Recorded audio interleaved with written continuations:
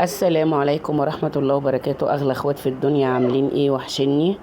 النهاردة بقى يا حبايبي قلت أخرج محمد وأحمد وجنى كده يلعبوا شوية، فالمكان ده قريب من المنطقة اللي أنا ساكنة فيها أو قريب من البيت، فقلت أخدهم شوية كده يغيروا جو، وقلت أصور معاكم الفيديو البسيط ده.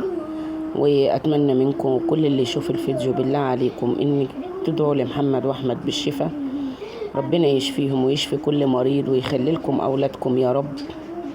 دي جنى اهي، دي جنى بنتي الكبيرة، ربنا يخلي لكم ولادكم. وده محمد بس عشان حالته وحشة عن أحمد، فما بياخدش على الناس بسرعة أو على أي مكان بنروحه، بس حماده على أي مكان بنروحه بسرعة، دايما عايز زي ما انتوا شايفين كده ينام أو يقعد على جنب، أو يعني ما بيندمجش مع الناس زي أحمد. يعني أحمد هنا اتعرف على الولد ده، طبعا احمد ما بيتكلمش خالص، والولد ده برضو صغير في السن شوية، بس بقى فرحان بيه وبقى عمال يلعب معاه وبقى عمالين يجروا ورا بعض ويضربوا ببعض وكده، بس بهزار يعني.